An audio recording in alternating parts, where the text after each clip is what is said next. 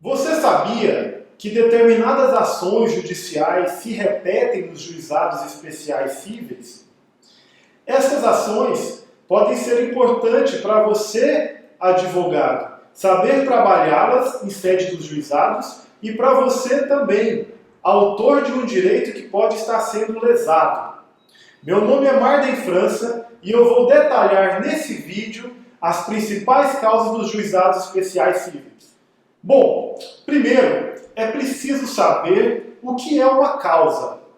Popularmente conhecido, os clientes falam com os advogados.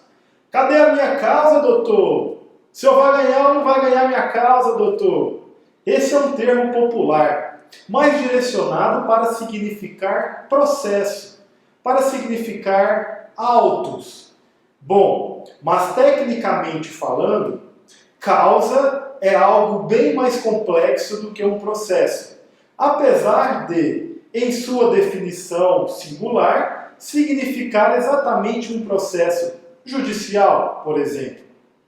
Mas causa, ela é composta por fato mais uma hipótese normativa combinada com uma relação jurídica. O que é isso? Bom, vamos por partes.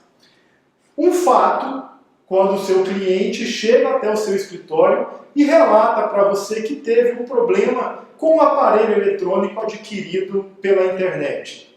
Ele te relatou um fato. Automaticamente, o advogado vai pensar numa hipótese normativa, ou seja, vai lembrar que poderia ser utilizado, no caso relatado, o Código de Defesa do Consumidor. Legal! O fato mais a hipótese normativa vai formar o fato jurídico, certo? O fato jurídico, combinado com uma relação jurídica, vai formar o que nós conhecemos de causa. Mas a causa, ela pode ser subdividida em causa do pedido remoto e causa do pedido próximo. A causa de pedir remota nada mais é do que o fato jurídico, que é a junção do fato mais a hipótese normativa. E a causa de pedir próxima é a relação jurídica. Voltando, o cliente sentou na sua mesa e você escutou ele falar, você já tem definido o fato, a hipótese normativa, que se tornou o fato jurídico e a relação jurídica. Você vai começar a fazer a sua petição inicial. E o que é petição inicial? Petição inicial, de uma forma simplificada, é composta por 3 elementos: o fato, o direito e os pedidos. Certo? Ok. O fato da petição inicial, que já está envolvendo o fato jurídico, é a causa de pedir remota. Os fundamentos, que é a relação jurídica, é a causa de pedir próxima. Por que próxima? Porque ela está mais próxima do pedido. Então, agora está definido tecnicamente e popularmente o que seria uma causa. Agora, com estes conhecimentos, é possível que a gente identifique se o fato trazido para nós pelo cliente é passível de realização de uma perícia judicial. Se porventura, para provar aquele fato, for necessária a realização de uma perícia, nós não podemos levar esta lide, este problema jurídico, ao conhecimento dos juizados especiais cíveis.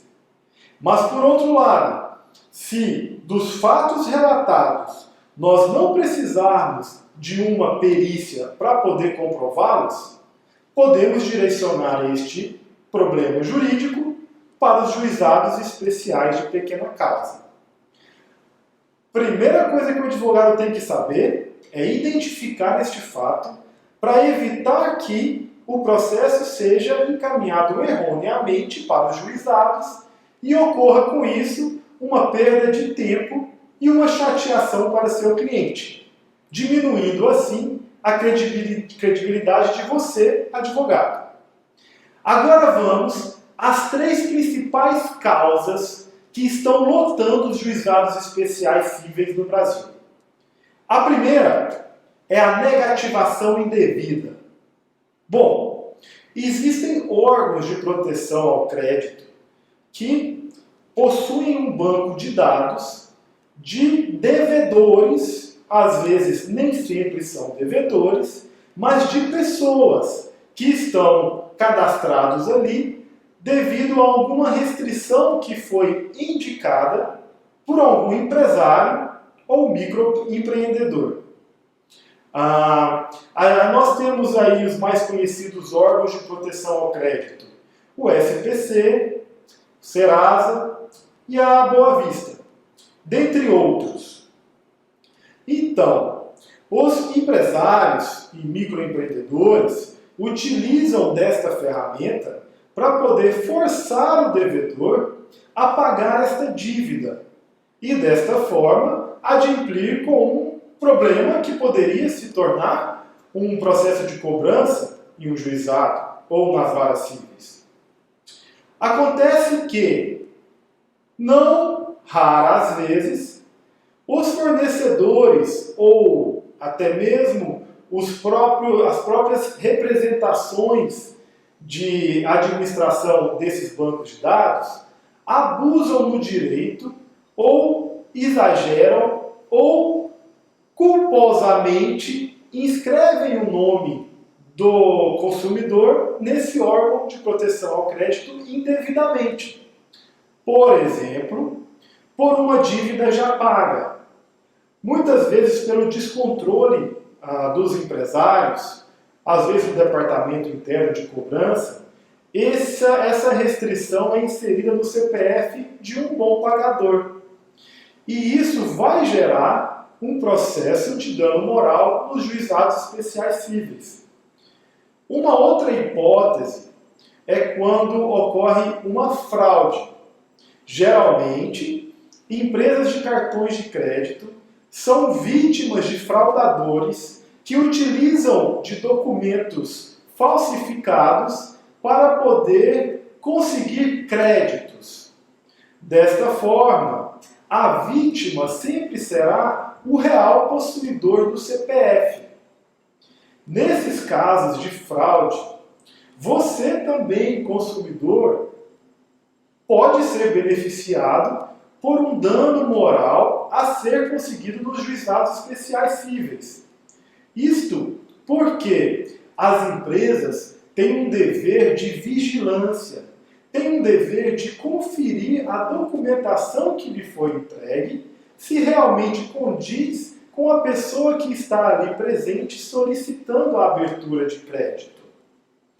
Então, quando ocorrem esses desvios de condutas por prepostos das empresas, eles geram uma inserção indevida no nome do consumidor nos órgãos de proteção ao crédito. Isso vai gerar um direito para o consumidor de pedir, em sede de juizado, um dano moral por esse abalo que teve em sua idoneidade, ou seja, no seu CPF e no seu nome como um bom pagador.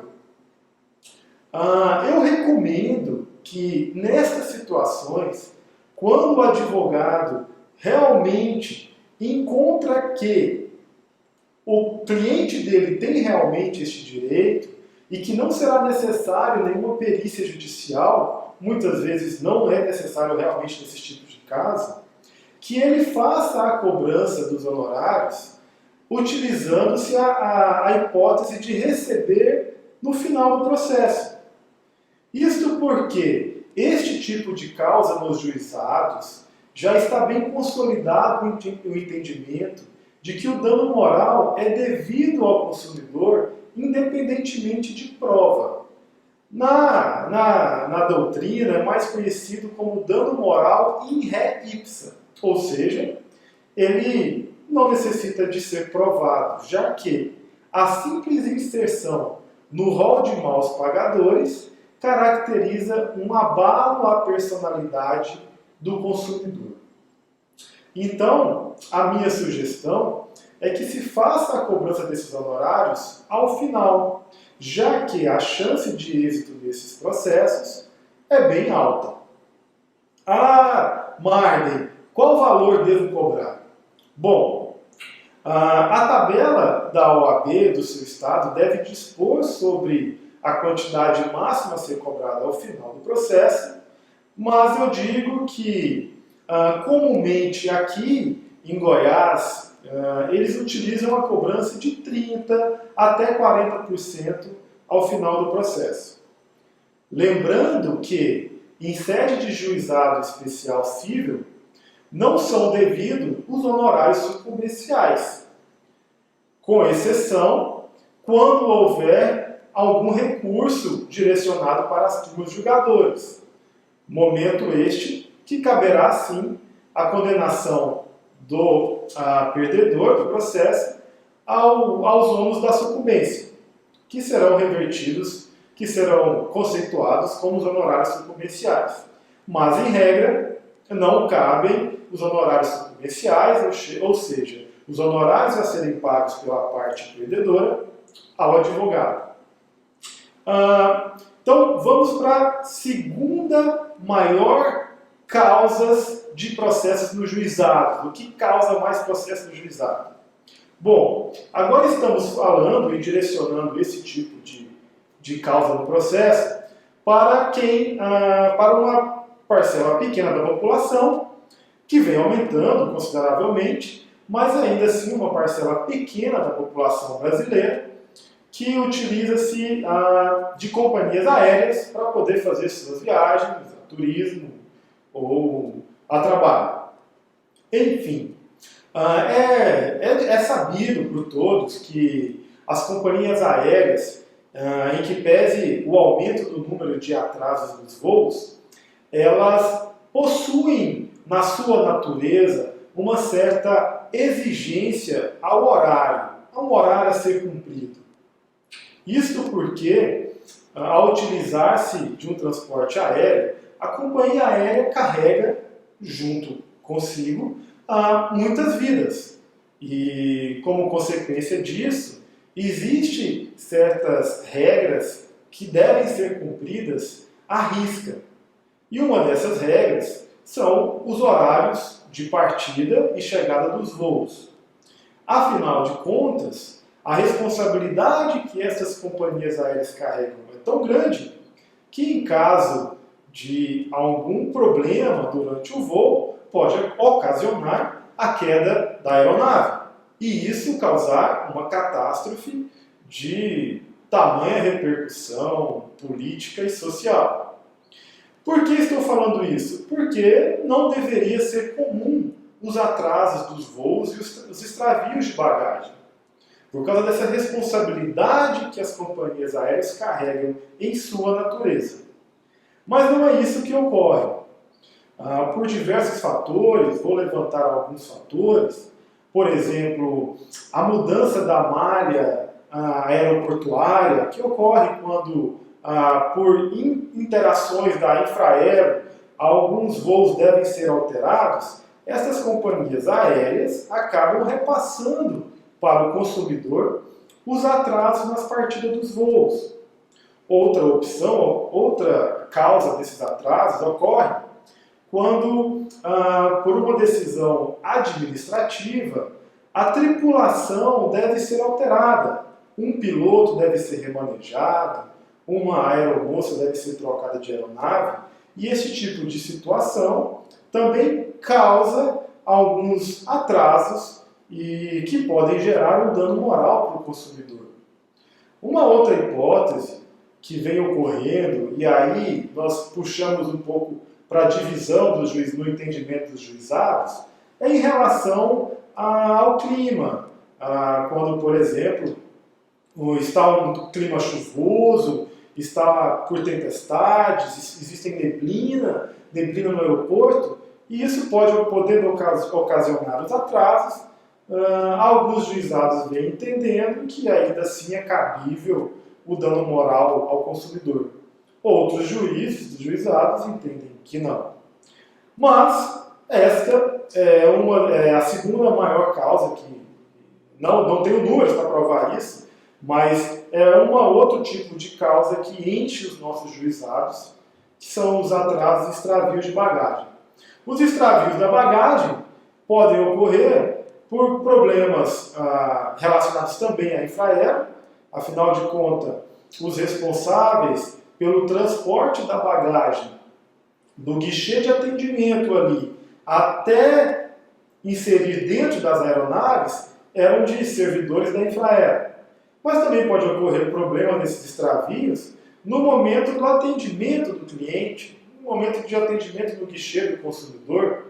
Pode ter sido etiquetado uma bagagem de forma errada e até mesmo, utilizando-se de má-fé, essas bagagens podem ter sido furtadas e objetos retirados de dentro e terem sido extraviados. Bom, o advogado tem que produzir provas nesse sentido, colher documentações e reclamações que o consumidor tenha feito diretamente no guichê da companhia e juntar no processo para comprovar os extravios, o extravio da bagagem. Já no atraso de voo, é sempre importante que o advogado instrua o seu cliente, se possível, claro, né, no momento de aflição, o consumidor entre em contato com o advogado para saber o que fazer no atraso de voo, e que o advogado o oriente a sempre retirar fotos. Retirar fotos da situação que está passando ali no saguão do aeroporto, muitas vezes pessoas irritadas, pessoas reclamando, pessoas deitadas nos bancos dos aeroportos. E tudo isso são provas que podem ser utilizadas nos juizados e que vão conferir uma subsistência e uma concretude muito boa no momento do juiz proferir a sentença judicial. Então, essas são as principais causas de extravio de bagagem e atraso de voo. E neste caso, no momento de cobrança de honorários, eu já sugiro que o advogado cobre pela consulta. Por quê? Bom, na petição inicial, o advogado irá pedir, vamos supor que houve um atraso de voo e extravio de bagagem, e os dois conjuntos, o advogado irá pedir o dano moral pelo atraso de voo e o dano material pelo extravio da bagagem, e ocasionalmente ele pode pedir também eventuais produtos, por exemplo, produtos de higiene pessoal, qualquer outra vestuário que possa ter sido adquirido pelo consumidor após ele ter identificado o extravio da bagagem. Então, tudo isso pode ser colocado no processo e ser cobrado como danos materiais.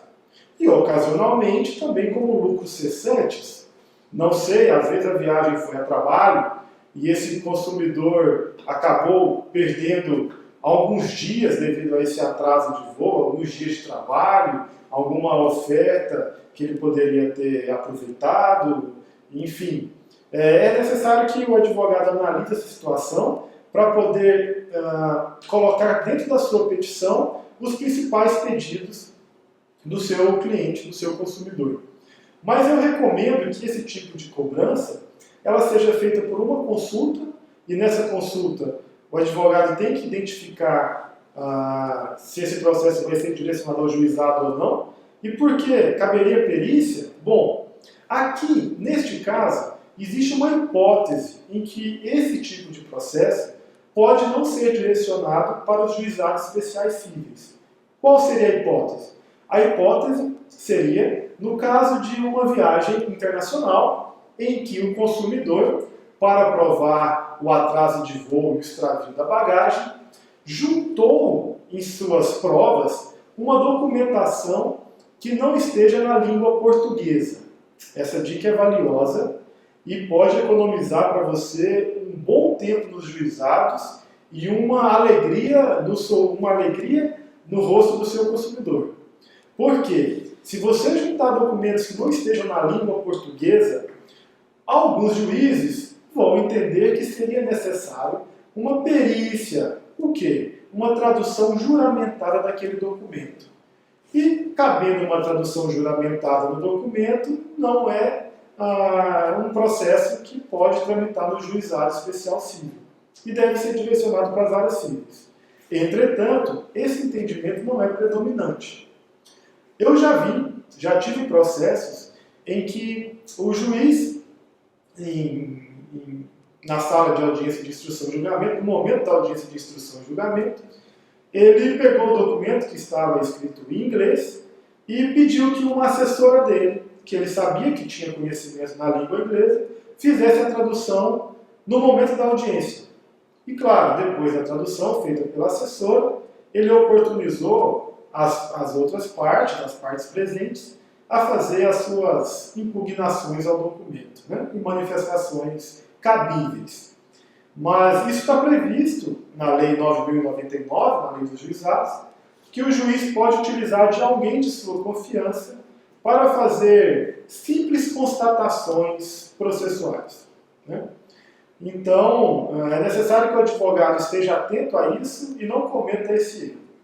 Mas, voltando ao assunto, eu sugiro que cobre, então, pela consulta, para poder identificar esse processo, e cobre um valor inicial, se esse processo for direcionado para as varas cíveis, que cobre, então, um valor até um pouco mais alto.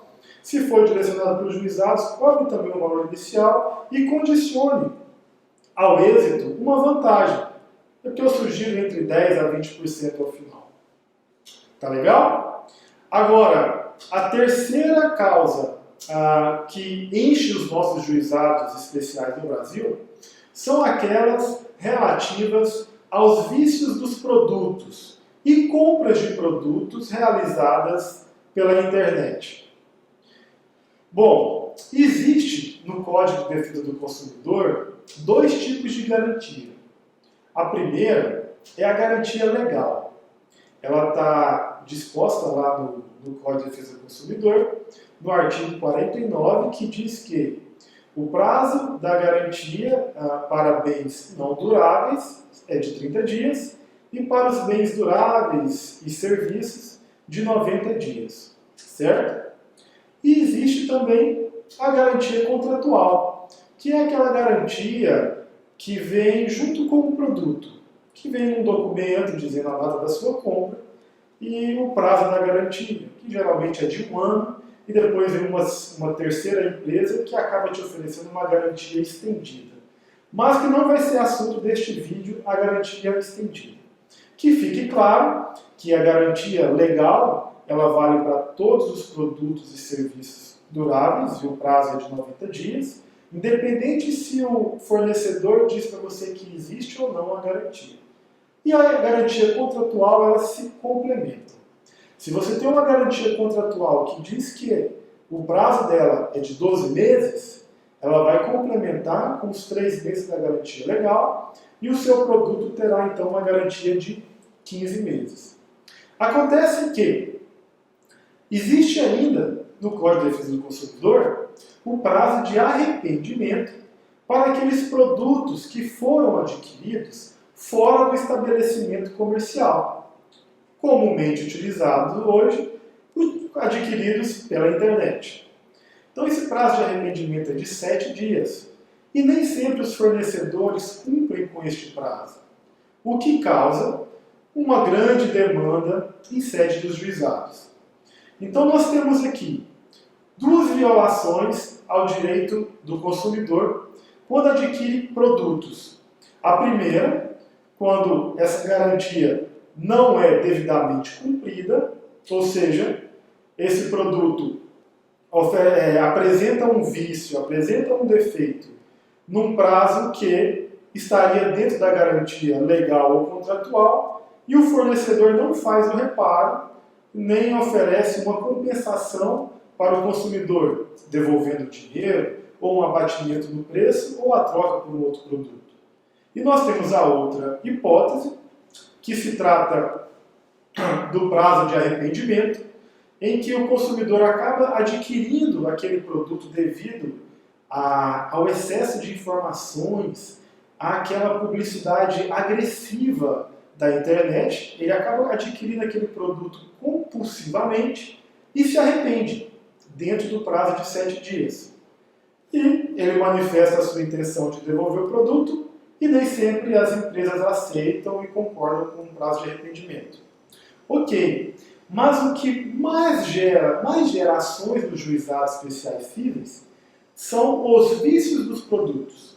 Ou seja, esse produto vem a estragar, um telefone celular vem a apresentar um defeito, ele é direcionado para o fornecedor do produto, ele te direciona para uma assistência técnica e seu celular, naquela assistência técnica, passa por 30, 60 dias sem o devido conserto. Isso aí vai gerar um direito ao consumidor para que ele seja reparado daquele dano que ele vem sofrendo. Porque, afinal, a lei consumerista propicia a ele o recebimento do valor de volta que ele pagou pelo aparelho, ou o abatimento do preço do aparelho, já que está com defeito, né? Ou a troca por um outro produto.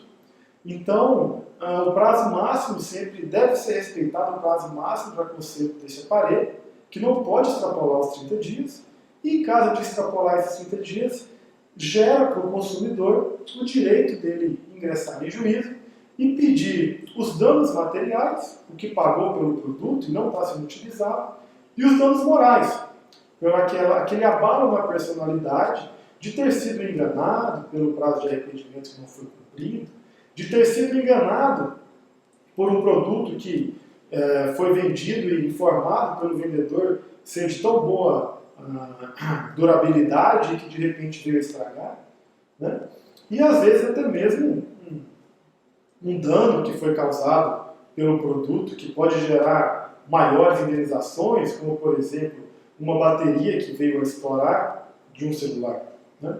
Então eu estou usando aqui o exemplo do celular, mas isso pode ser amplamente contemplado a maioria dos eletroeletrônicos, que devem sempre cumprir com essas regras que estão dispostas no Código de Defesa do Consumidor. Nesse tipo de causa, eu já sugiro um alerta aos advogados que pretendem ingressar com esse tipo de ação em sede de juizado. Por quê? Muitas vezes será necessária uma perícia, se estamos tratando de um aparelho eletroeletrônico, será necessária uma perícia para poder analisar o defeito do aparelho e comprovar, por exemplo, quando a assistência técnica dizer que o seu aparelho esteve em contato com a umidade e por estar em contato com a umidade você não teria a cobertura da sua garantia. E você, por outro lado, dizer que nunca deixou esse celular cair na água, nunca entrou com ele no banheiro, nunca esteve exposto à umidade.